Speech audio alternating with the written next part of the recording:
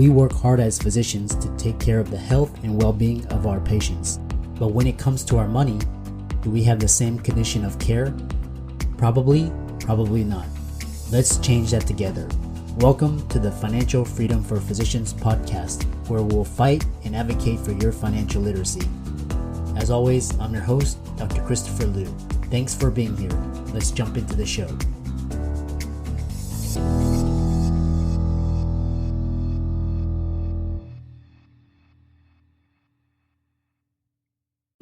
Before we get into the show, let's talk about this week's sponsor, Deputy.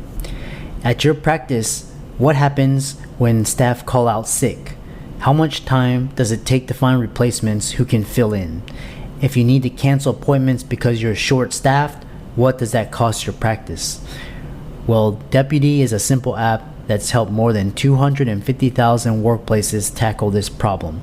Deputy makes it easy to schedule staff in line with patient demand, communicate schedules with your team, and instantly find replacements when someone calls out sick. To learn more and try Deputy out for free, go to drpodcastnetwork.com/deputy. Again, that's drpodcastnetwork.com/deputy. Now, on to the show.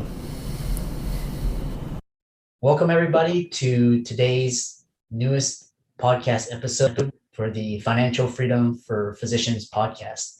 And as you know, we tout several types of freedom. The first is time freedom, location, financial, and emotional freedom. And so today we have a extremely special guest. She's done some really incredible things, has a really unique and interesting story that I want to bring to the masses. So we have Dr. Jordana Rothschild, and I'm going to bring up her bio really quickly. So Dr. Jordana Rothschild is a physician. She's a preventive medicine physician who has expertise in preventive medicine and her unique brand of care to give the ability to take on your own health adventure. She has spent her career helping people stay healthy before they get sick. She helps patients reduce stress to improve symptoms and manage chronic condition. So a couple of her things you should know about Dr. Jordana: she led a team to provide medical care to underserved communities in Haiti.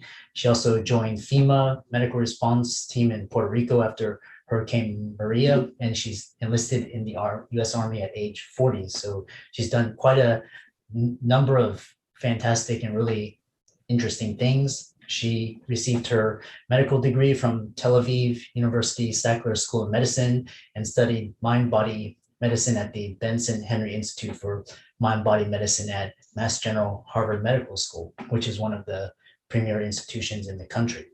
She also holds a master's in public health from Columbia University's Mailman School of Public Health, and she's board certified in general preventive medicine and public health, as well as occupational and environmental medicine, and is a fellow of the American College of Preventive Medicine.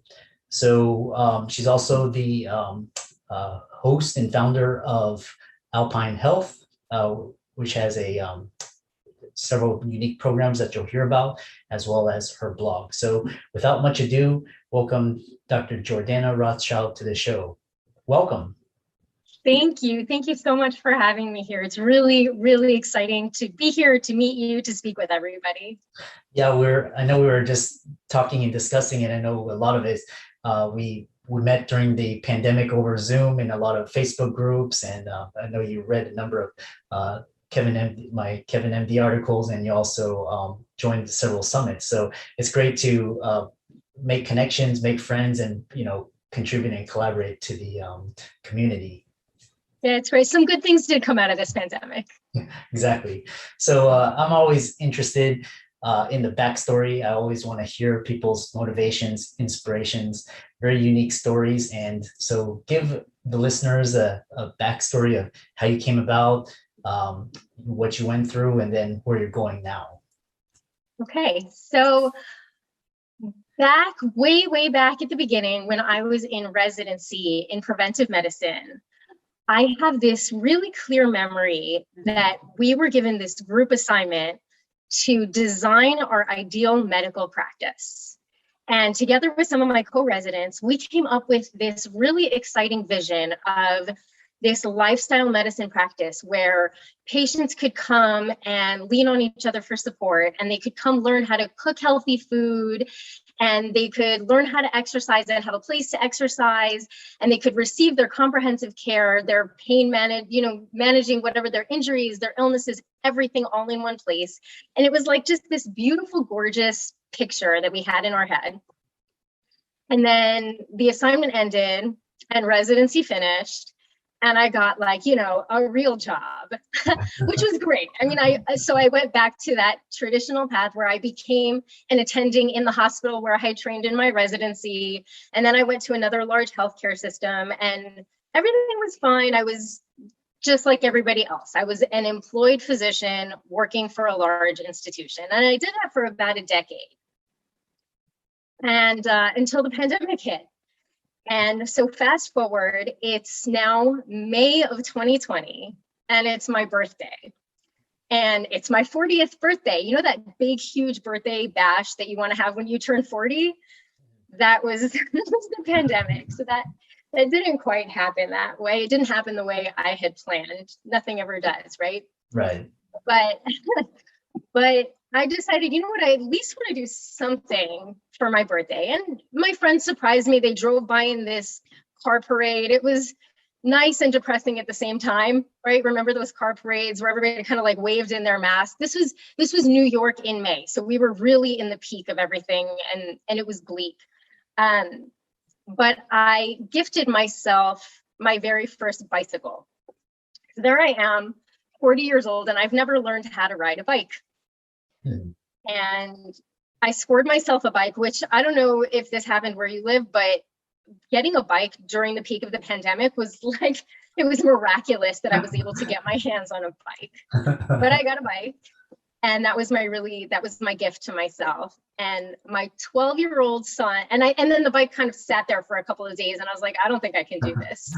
And my 12-year-old son looks up at me with his sweet little eyes, and he's like, Mommy, you can do this. I'm going to help you do this. And I'm like, I don't know. I'm kind of scared. What if I fall? Right? The thoughts that are in the back of my head when I'm getting ready to ride this bike. The first thought is like, what if I fall? What if I scrape my knee? What if I hurt myself? But the other thought that I don't think I really wanted to admit to myself out loud is everybody's going to look at me. Everybody's going to laugh at me. Look at this old person getting on a bike, guided by a 12-year-old kid. What's everybody going to think? Mm-hmm. And that's so pervasive, right? We all worry so much about what is everybody going to think? Mm-hmm. And that holds us back from so many things. And it can paralyze you when you're so worried about what's everybody going to think. And, you think back to your career, you stick to the path because everyone expects you to. Everyone in the system expects you to do things a certain way. And you're afraid to break away from that mold because what is everybody going to think? Mm-hmm. And so I was like, you know what? When your adolescent child actually wants to spend time with you, you do it. Because adolescents don't usually want to spend time with mom. Mom's not cool. That's okay. I went into the parking lot of this preschool, which was empty now due to COVID. And my 12-year-old son stood next to me and was like, Mom, you can do this. And so I kind of I got on and I wobbled a little, and then I went forward, and then I stopped again and put my feet down and stopped myself. And then I went a little farther. And oh my God, I got it. And I did it. So then kind of baby steps, right? We went for like a half-mile bike ride and then a 2-mile bike ride. And I really got the hang of it, but I was still terrified the whole time. I'm scared of falling. I'm scared of hurting myself. And again, that gnawing thought in the back of my mind, I'm not actually that scared of getting hurt. I'm much more scared of when I fall, everybody's going to stare at me. And then we finally build up to go on this 30-mile bike ride. Oh, wow. Yeah, it was great. I had a blast. It was really, really fun. But like the whole time, even in as it got longer and longer, By the end of each bike ride, my knuckles were still white from clenching the handlebars so tight, right? Because I was still nervous. I still couldn't relax. I was still terrified. So we go on this 30-mile bike ride, and right around mile 15, it happens. There's this really narrow passageway and this really sharp turn, and I'm going a little faster than I should be, and I fall. I mean, I just went down. Mm-hmm. And I scraped my knee, I scraped my elbow. But guess what? I didn't die. I survived. I was okay. And more important than that, all the people that were nearby came over to just like see if I was okay. And they were so nice. And I realized that not only do I not need to be afraid of what people think, and not only does it not matter, but most of the people out there want to help me. They're rooting for me. They want other people around them to succeed. Mm-hmm. And that was like this aha moment for me. So I got back up on my bike. I was fine. I finished out the bike ride and I could finally relax. I could stop worrying about falling because I fell and survived and it was okay. And that was when everything changed for me. I realized that I don't need to care what anybody thinks. I don't need to be afraid of falling. I don't need to be afraid of anything. And shortly after that is when I opened an LLC and started my own business. It's amazing. And what kind of, tell us, you mentioned so many fascinating things in terms of bike riding and learning how to ride a bike. And really it's almost like a metaphor for really what happened during 2020 and really all of life. So, I tell people that, the pandemic was a needle that burst the bubble, but, the bubble was actually, decades in the making, culturally, socially, politically.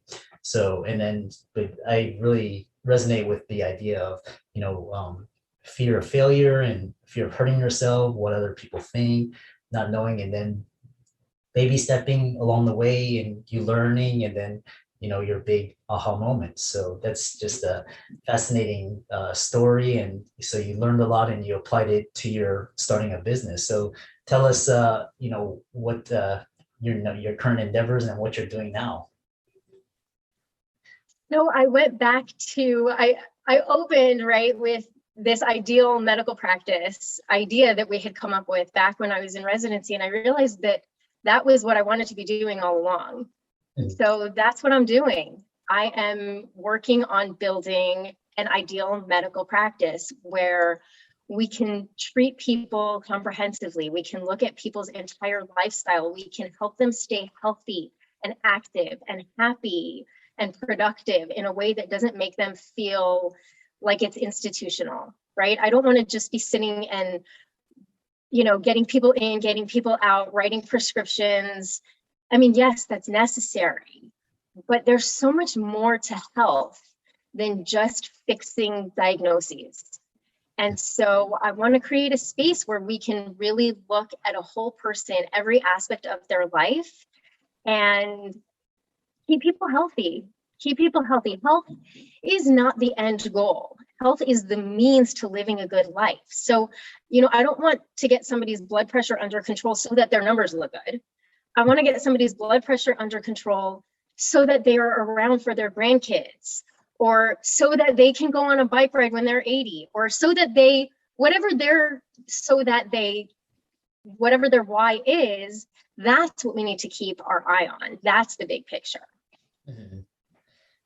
And so a lot of, it's a great point. And a lot of it's, because like our medical healthcare system, I remember, graduating medical school and I'm like, oh no, this is the real world. And, it didn't look pretty. So, you describe your ideal medical practice and, just the creativity and innovation. And, as physicians, we all went into it to make a difference, to change the world, change patients' lives. But, like I said, the system has its limitations and it's really sort of almost like an assembly line type of setup. So, but that's really interesting. Tell us more about some of the principles that you incorporate, like diet, fitness, nutrition, any sort of mental health, meditation. I'm excited to hear. All of it, all of it. So I really don't think you can do any of it in a vacuum, right? We're complicated, and we have so many dimensions to ourselves, and therefore we have so many dimensions to our health, and they're all interconnected. So, I mean, one of the things I think about when it comes to lifestyle medicine, again, as a preventive medicine physician, I'm trained in lifestyle medicine. So lifestyle medicine has different pillars of lifestyle medicine, which include the food we eat, the way we move our bodies, the substances we put in our bodies, the amount of sleep we get, the quality of sleep we get, the amount of stress we have, and our social relationships, the way we connect with other people. But when I think about those, first of all, each one is dependent on the other, right? Like if I'm sleep deprived, I'm probably going to be irritable. And if I'm irritable, I'm going to snap at my colleagues and my friends and my family members. And if I'm snapping at them, that's going to impact my relationships. And when my relationships aren't good, that's going to increase my stress, which is going to make me, I don't know, eat garbage and not feel like exercising and be fatigued. And then I'm not going to sleep. It's this whole cycle. And I kind of see that whole cycle as interconnected. And I would put stress in the middle of all of it. I think that stress causes us to not sleep, and not sleeping causes us to have stress. And, they're all connected. But I really think that stress and the way we cope with the challenges that are on our plate, that just is at the center of all of it. But I also think that I think it's impossible to expect somebody to fix, and I don't like the word fix, but to tackle all of those all at once, right? That's huge, that's overwhelming. But because they're so interconnected, you actually only need to improve one of them. And there's a reverse domino effect, right? Everything else will be better. So if you just pick one, and it doesn't even matter which one you pick whichever one is the lowest hanging fruit for you. So if you feel like, you know what, I could probably eat much better, and that's within my skill set, I have the ability to do that. So if I start fueling my body with food that makes me feel better, all that other stuff is going to fall into place. Or, whichever one of those things is the one that works for you, and you make baby steps. Again, right? Just like riding a bike, you're not going to go on that 30-mile bike ride your first day. But as you conquer each thing, as you overcome each obstacle, you get there. That's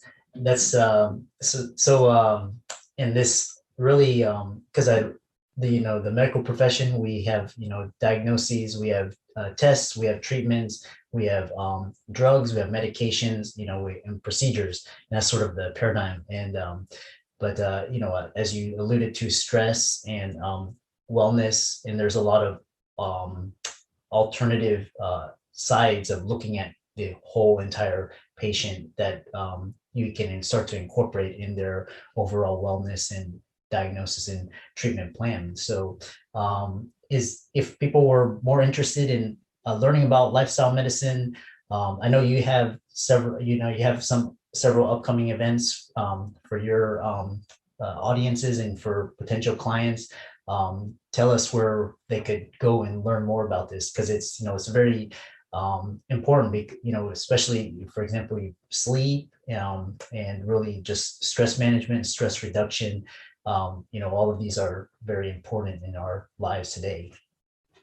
Absolutely. So if you are local to the New York region, we are so excited now that things are reopening and most of us are vaccinated. We're so excited to host our first in-person, real, in-life event.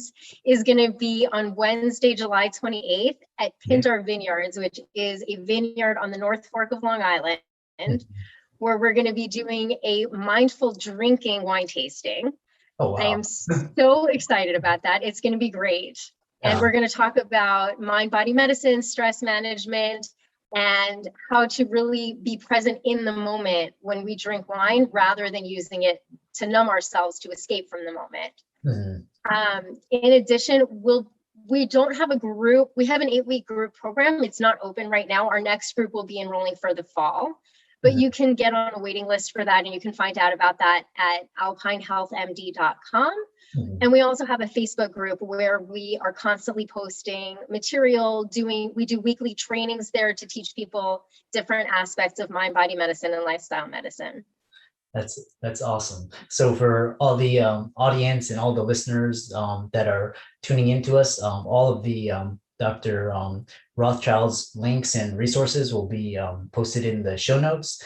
And so Jordana, you've given such a fantastic metaphor for this show, which is, translating learning how to ride a bike into improving patients' lives. So before we go, what are your final parting words for our audience and our listeners?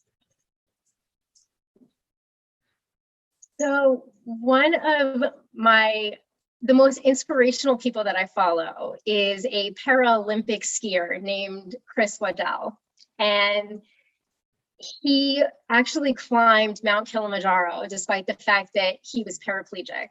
And one of the things that he says is that bold isn't a superhero. Bold is fear and the courage to try, to fail publicly and colossally. And so the one thing that I would want to leave everyone with is that we all know what we can be doing. We all know what we're capable of. And it's usually fear that's holding us back. And that's whether it's in your health, whether it's in your life, whether it's in your career, your relationship, whatever it is. My biggest advice would be not to let that fear hold you back.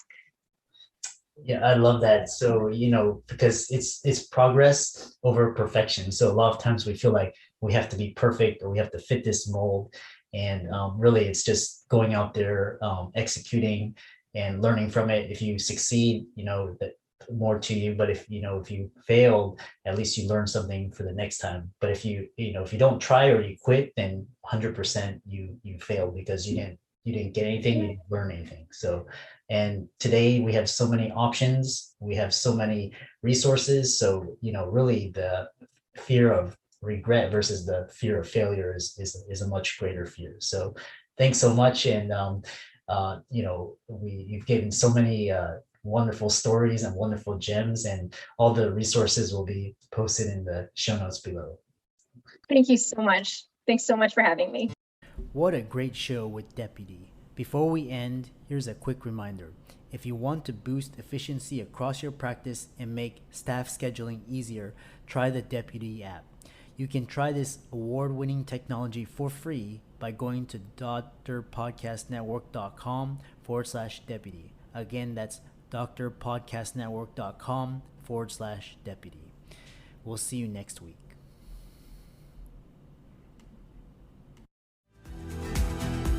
I'm excited that you made it for another episode. You are truly the best. If you've been following the show for a while, you know that my passion is to bring you the education you need to find your path to financial freedom. Please come back week after week for new content, new resources, and great guests. Until then, if you haven't already, please be sure to check out the website, www.drchrislumdphd.com, for more support. I'll see you next week.